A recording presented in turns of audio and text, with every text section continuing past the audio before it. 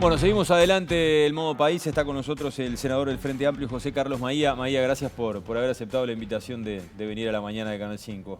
Un gusto y a las órdenes para las preguntas que tenga. Bueno, siempre decimos que lo que pasa en la sociedad de alguna manera termina repercutiendo en el Parlamento. Allí se generan debates intensos. Debería. La seguridad sigue estando arriba de la mesa. Nos enteramos esta mañana del fallecimiento de un comerciante. ¿Cómo monitorea la situación actual? ¿Dónde, por ejemplo, las diferentes encuestas en campaña electoral en la que estamos marcan de que la seguridad es una de las principales preocupaciones que tienen los uruguayos? Bueno, por supuesto, en primer lugar, la solidaridad de la familia, ¿no? Porque estamos hablando de una situación de una persona concreta que le pasó a la familia y a él toda esta fatalidad. Y bueno, siempre la impotencia que genera cada vez que se da una situación así. Por supuesto que andando por el país, uno y viviendo en un barrio, en mi caso en Las Piedras, yo sé perfectamente cuál es la situación de seguridad, o por lo menos cómo la vive la gente, mis vecinos, mi barrio, la gente donde yo vivo. Y en ese sentido, creo que desde el punto de vista programático, bueno, hay distintas propuestas de los partidos, pero a veces se cae en la tentación de pasarse facturas todo el tiempo. Y creo que eso no ayuda. Me ha tocado estar un largo tiempo en el Parlamento a mí. Por lo tanto, yo le diría del año 96 a la fecha que se votó la Ley de Seguridad Ciudadana, que en esa época se refería a lo que era el copamiento como una figura delictiva que no existía. En adelante fuimos porque distintas etapas, en oposición o en gobierno, viendo cómo se han incorporado figuras delictivas y demás, pero no se ha logrado una mirada estratégica de Estado que nos involucre. Y creo que tiene obviamente un enorme componente de gestión, pero también de consensos y de mirada a más largo plazo. Yo creo que ese debería ser el camino, porque hasta ahora sigue siendo un problema. A mí particularmente lo que más me preocupa, dentro de todas las cosas que me preocupan en materia de seguridad, es el creciente desarrollo de lo que es el narcotráfico y su capitalidad creciente. Y obviamente todo lo que refiere a lo que no se ve en materia de financiamiento y demás. Yo creo que es un problema que creo que todavía estamos a tiempo de hacer muchas cosas, pero que corremos el riesgo de parecernos a otros lugares de América muy rápidamente. Y esa para mí es la mayor preocupación. Vamos a ir a entrar en el otro tema que tenemos hoy con usted, que tiene que ver con esto de las próximas internas del Frente Amplio, como la Alianza de Convocatorias Sereñista Progresistas. Ustedes apoyaban la precandidatura de Mario Vergara. Ha dicho usted lo que le aporta el astorismo, ¿verdad?, y el sereñismo a esta precandidatura de Yamandu Orsi, que pasan ahora a apoyar a través de la decisión de Mario Vergara de bajarse de esa precandidatura y apoyar la precandidatura de Orsi.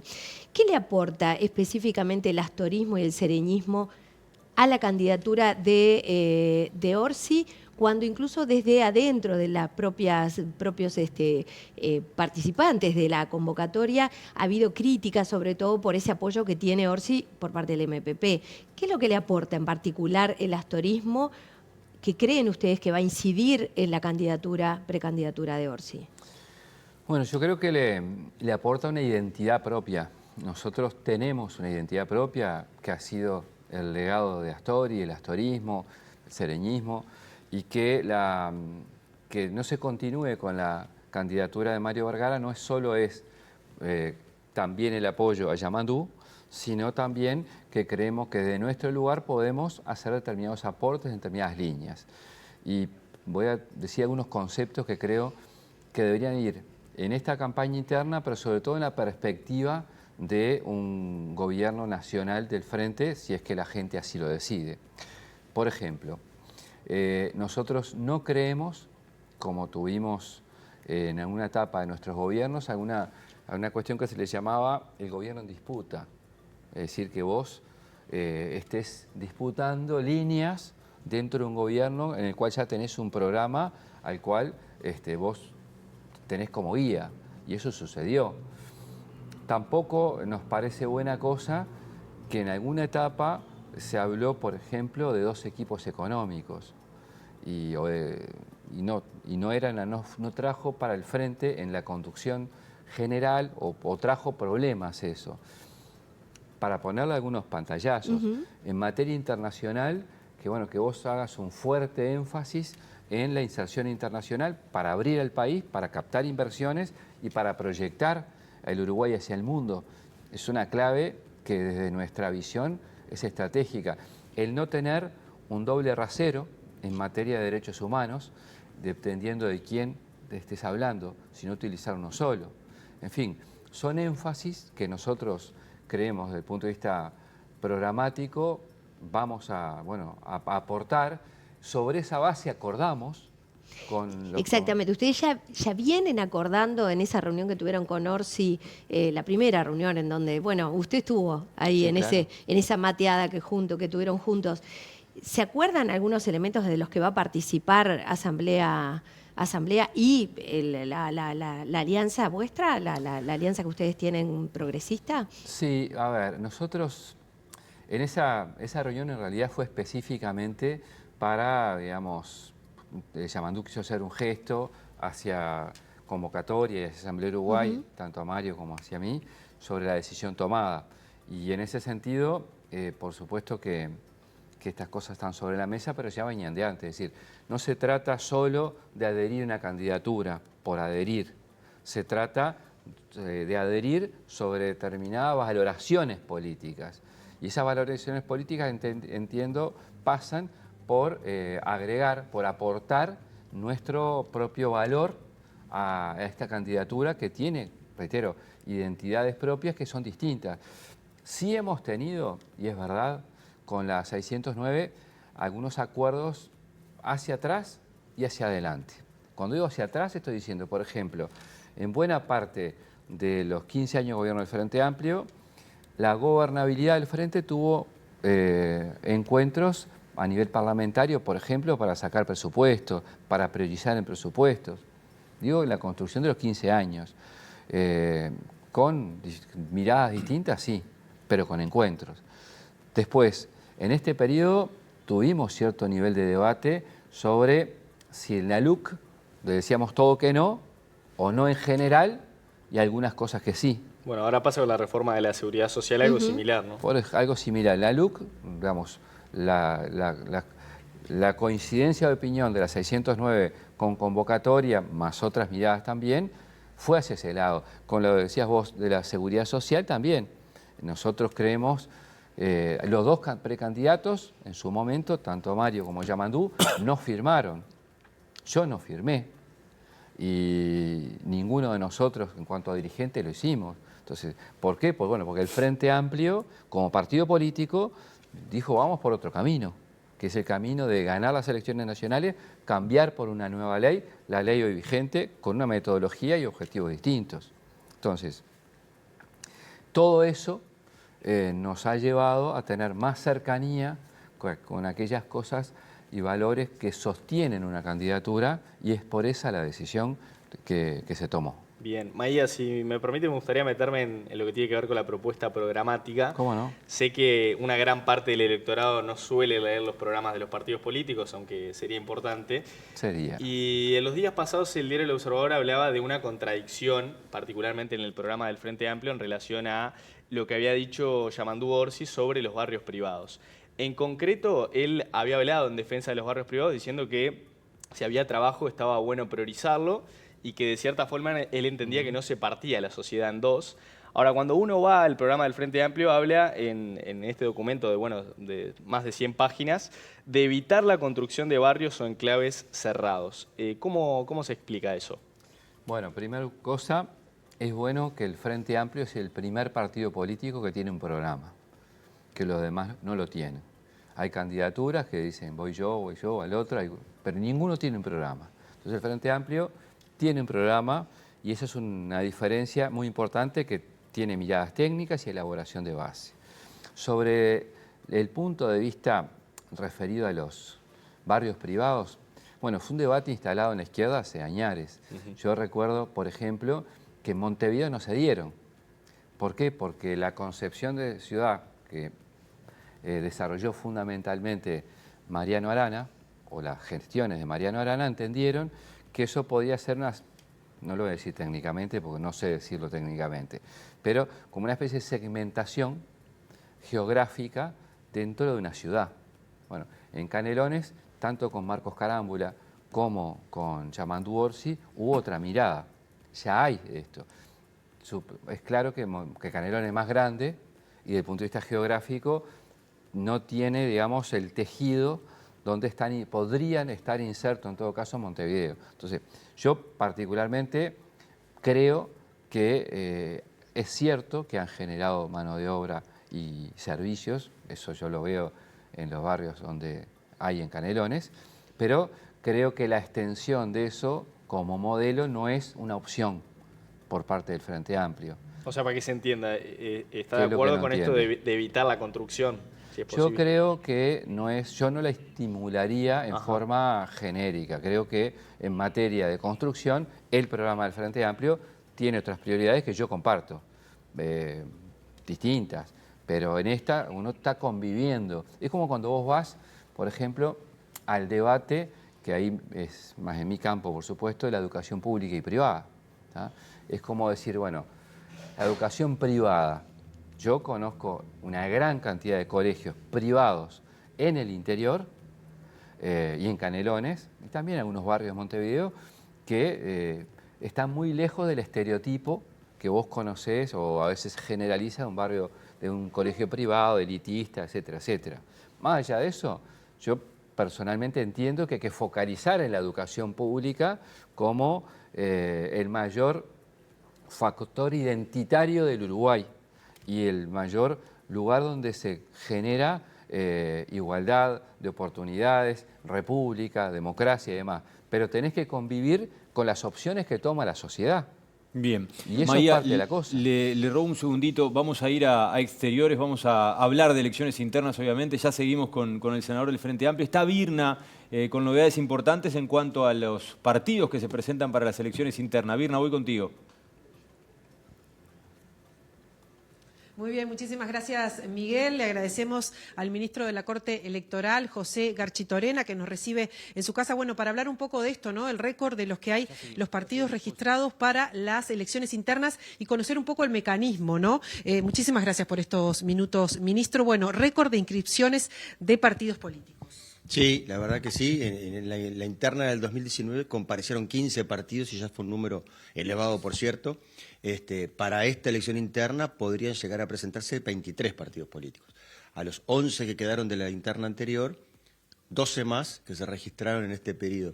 La ley establece que para registrar un partido político hay que comparecer ante la Corte Electoral, presentando una carta orgánica, un programa de principios y el equivalente al 5 por 1000 de las firmas habilitadas para votar, que la Corte estableció en 1.350 firmas. Ahí está. Entonces, se fijó fecha máxima para registro el 11 de enero pasado.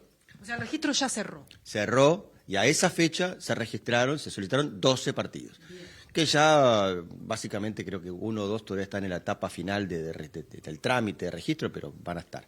Con lo cual, para la interna, que es el requisito imprescindible para poder presentarse en la elección de octubre, en las municipales y departamentales del 25, de mayo del 25, pueden presentarse hasta 23. ¿Por qué pueden? Bueno, pues capaz que no se presentan, capaz que no alcanzan las 500 candidatos, es un requisito para comparecer en la interna, presentar por lo menos 500 candidatos, porque 500 son los integrantes del órgano deliberativo nacional, la Convención Nacional, y luego hay que obtener por lo menos 500 votos para mantener el registro.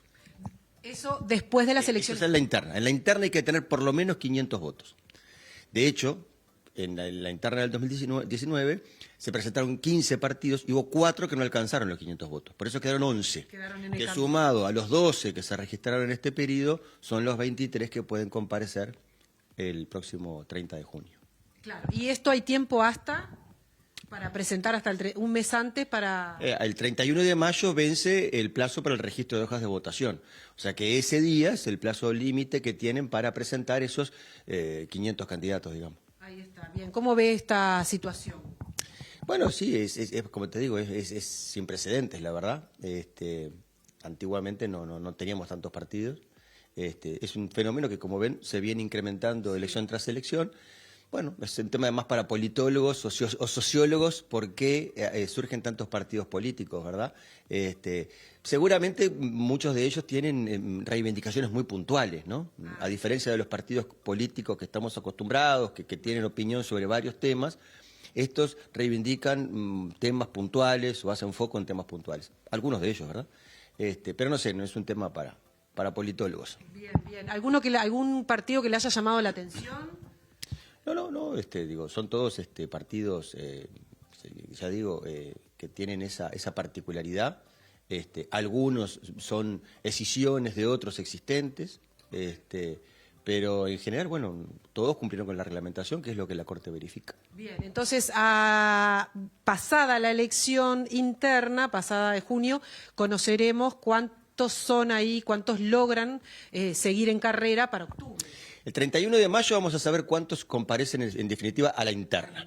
Y el 30 de junio, el día de la interna, sabremos cuánto en definitiva estarán en condiciones de competir en octubre o en mayo, ¿no? Porque pueden no comparecer en las elecciones de octubre, pero sí presentarse a las elecciones departamentales y municipales. Ahí está, existe esa posibilidad. Existe esa posibilidad. El partido puede llamarse a la abstención en la elección de octubre y presentarse a las elecciones departamentales y municipales. Pero sí está el requisito de los 500 votos. Sí.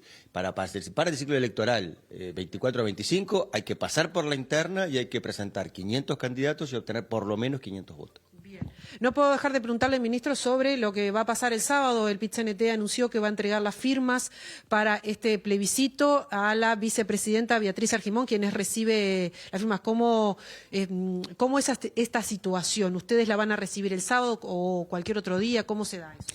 La Constitución lo que establece es que los promotores tienen que presentar las firmas ante la Presidencia de la Asamblea General. Y es la Presidencia de la Asamblea General la que tiene que remitir las firmas a la Corte Electoral para verificar que se alcance el 10% requerido para que la propuesta pueda ser plebiscitada en la siguiente elección, dice la Constitución. 6 meses antes debe ser presentado, hasta 6 meses antes, para que se plebiscite en la siguiente elección. Por eso, el 27 de abril vence el plazo para que se pueda plebiscitar conjuntamente con las elecciones de octubre. Que son el 27 de octubre. Ahora, las firmas tienen que presentarse ante la Presidencia de la Asamblea General y en estos días estamos coordinando con la vicepresidente, con la vicepresidencia de la Presidencia de la Asamblea General para cómo y cuándo se va a hacer esa entrega, ¿verdad? Probablemente sea el mismo sábado o, si no, será el lunes. Pero no hay un plazo establecido. La Constitución dice que las firmas deben ser presentadas a la Presidencia de la Asamblea General y esta remitirlas a la Corte Electoral. No dice cuándo. O sea, perfectamente puede mandarlo el mismo sábado o puede mandarla el lunes o el martes. Eso no. Nosotros, a partir de que las recibimos, obviamente, ahí empieza el proceso de verificación de firmas. La Corte ya tiene una reglamentación para desarrollar esta tarea, que se hace en parejas de funcionarios, relevando primero, la concordancia del serie y número de la credencial con la persona que figura, verificando que esa inscripción cívica esté habilitada para votar, y luego se contrasta la firma de la persona con la que figura el registro cívico. Toda esa tarea, como digo, se hace por parejas de funcionarios, incluso hay parejas de funcionarios revisores para el caso de discrepancia entre los funcionarios.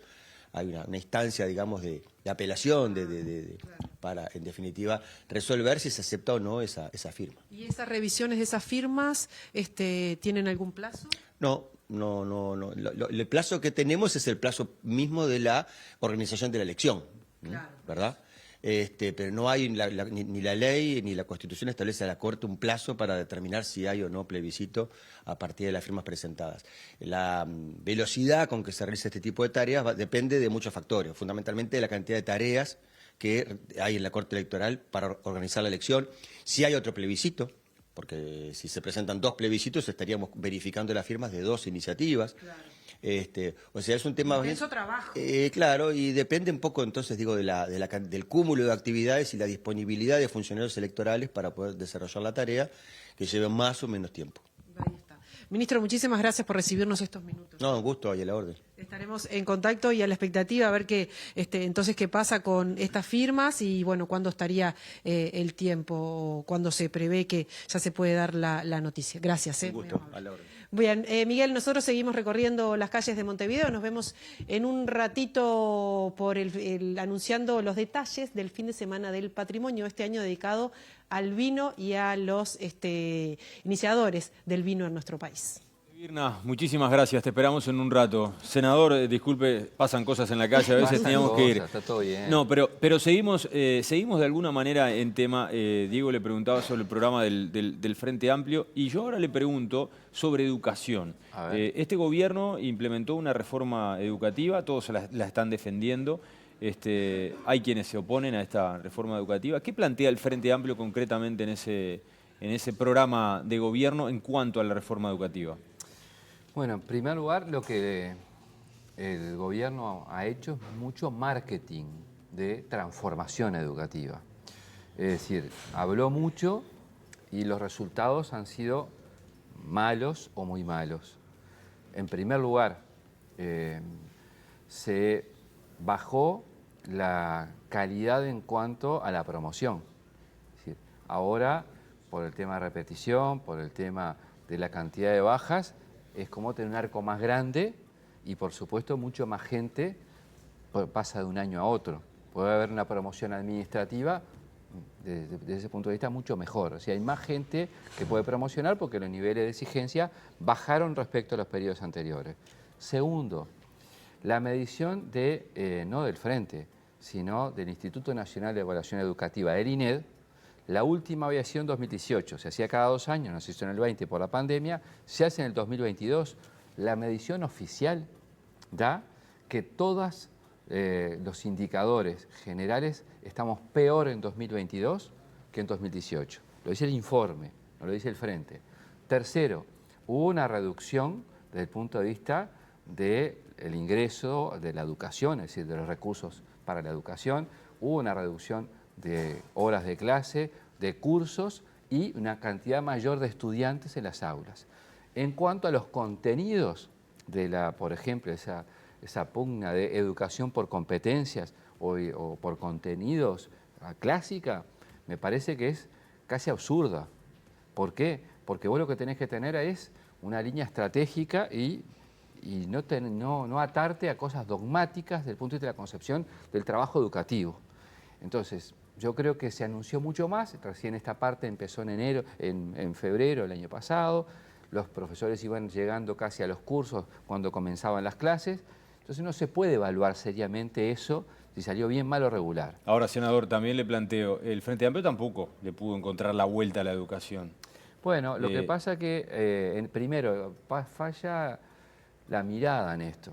Yo creo, cuando tú me preguntabas recién, y yo quizá me extendí en focalizar las cosas, ¿qué piensa el Frente para adelante? Bueno, primer cosa, que no se arreglan algunos temas estratégicos, como hablamos hoy, seguridad, o en este caso educación, con una mirada de un solo gobierno. Primer cosa. Cualquier transformación medianamente seria involucra más de una administración. Segundo, tenés que concentrarte en unos énfasis que todos nos podamos poner de acuerdo y seguir de largo, gane quien gane la otra elección. Y voy a poner 3 ejemplos. El primero, educación inicial. Con Rama se llegó a los 5 años a nivel universal. Empezaron con los 4 años con Bonilla, estoy hablando en tiempo de los Colorados, y cuando vino el Frente se llegó a que todas las niñas y niños de 4 años y 5 años tuvieran cobertura en educación. Se continuaron con las escuelas de tiempo completo y se multiplicaron como nunca antes, se mantuvieron los SERP y mucho más. Bueno, a 3 años el Frente lo dejó en un 77% de cobertura. No avanzó mucho ahora. ¿Qué deberíamos hacer ahora? Que a nivel de 3 años, cuando termine la próxima administración, haya cobertura para todos y todo. Y más cuando la natalidad va a bajar. Entonces, ahí ¿qué es lo que te permite? Poder administrar los recursos mejor cuando tenés menos niñas y niños. Entonces, focalizar en primera infancia. ¿Eso es de un gobierno? ¿Es de un partido? No debería ser así. Pero en ese sentido, ¿sería sano, por ejemplo, anular lo que ha hecho esta transformación educativa? No. Lo primero que tiene que hacer es evaluar. porque si no estás pasando tierra arrasada. Viene uno y cambia, viene uno y cambia. Yo creo que el primer año, porque además cuando asume el próximo gobierno, pongamos por caso que sea del Frente Amplio, ya empezaron las clases, porque asume el 1 de marzo. Las clases empiezan ahí. Entonces, vos tenés que mantener una inercia de lo que se viene trabajando, evaluar seriamente con los actores educativos, con la comunidad, evaluarlo técnicamente. Sí, se habla de invertir el 6% del PBI, Ese ¿no? es el objetivo. Ese es el objetivo. Ese es el objetivo. Lo que sucede es que esta administración nos va a dejar más lejos del 6% de lo que había quedado al frente. O sea, el frente le había dejado en el 5.1. Ahora hay menos. Entonces, la meta está más lejos. Maya, ustedes Sí. habían tenido 3 periodos de gobierno. Usted dice que no se hace en uno solo. Entonces estamos en que el actual gobierno está dentro de un solo periodo, sabemos, pandemia por medio y demás. Ustedes tuvieron 3 gobiernos, se hizo algo en primera infancia. Evidentemente no arreglamos a las generaciones que ya pasaron de la primera infancia. Yo entiendo cuando todos decimos la primera infancia. Bueno, pero ¿qué hacemos con la cantidad de miles de niños que ya no están en la primera infancia y que necesitan un futuro y que son, entre otras cosas, el futuro de la seguridad social, por ejemplo, también, entre tantas cosas para el país? Entonces, que están en la primaria y que están en secundaria, que tienen que acceder en las mejores condiciones al mercado laboral, no solamente a una universidad, quizá a otro tipo de formación técnica o de otro tipo. ¿Qué es lo que ustedes sí o sí dejarían y sí o sí moverían? Más allá que usted dice, hace falta una evaluación, pero bueno, ustedes han estado en gobierno muchos años, conocen perfectamente lo que es una gestión de gobierno, no son nuevos en esto y vienen haciéndole seguimiento a la transformación educativa, porque si no, la sensación que yo tengo es que siempre nos quedamos en conceptos genéricos, pero cuesta mucho a los comunes, nos cuesta mucho por decir, bueno, ¿qué es lo que está bien y qué es lo que consideran que está mal y qué quieren poner de forma definitiva o qué quieren instalar en el cambio que ustedes proponen que no está bien hecho? Bueno, voy a ir por lo último, que es lo más concreto que puedo decir, más en tiempo de televisión. Primero, ¿qué cosas queremos enfatizar? Primera infancia.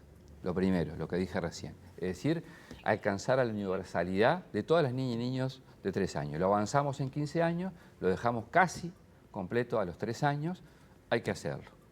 O sea, esa es la primera parte, la parte más importante. Segundo, educación media, para poner ejemplo. En educación media yo creo que es importante evaluar el impacto de lo que ha sido, porque además no tenés otra, no vas a cambiar de asignaturas ni de contenidos en abril, o sea, van a estar todas las horas elegidas, o sea, aprovechá ese año, pero apuntaría a una mayor transversalidad en la educación media, porque no existe más aquello que se formó en otra época, que hay gente que se la forma para trabajar y otra para el saber universal y, digamos, y profesional terciario universitario.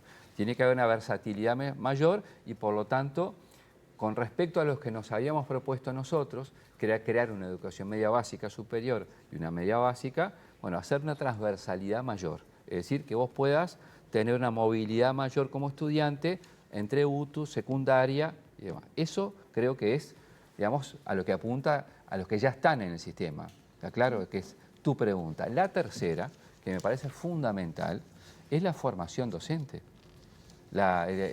Cómo enseñan los que enseñan. La Universidad de la Educación para nosotros es una prioridad absoluta. Oribe fundó la Universidad de la República. En el gobierno del Frente Amplio se fundó la UTEC y quedamos, en el último gobierno del Frente Amplio, a 2 votos en el Senado para crear la Universidad de la Educación. Yo creo que este periodo, conversando sobre la gobernanza, porque siempre se arriba la administración del poder, conversando sobre la gobernanza, el Uruguay tendría que darse una Universidad de la Educación que mejore, a su vez, cómo forma a sus docentes, que le dé mayores herramientas en un mundo cada vez más dinámico, donde estos aparatitos cada vez juegan más. Entonces, Sí, yo me sin pregunto duda. cuáles son los ejes, son esos.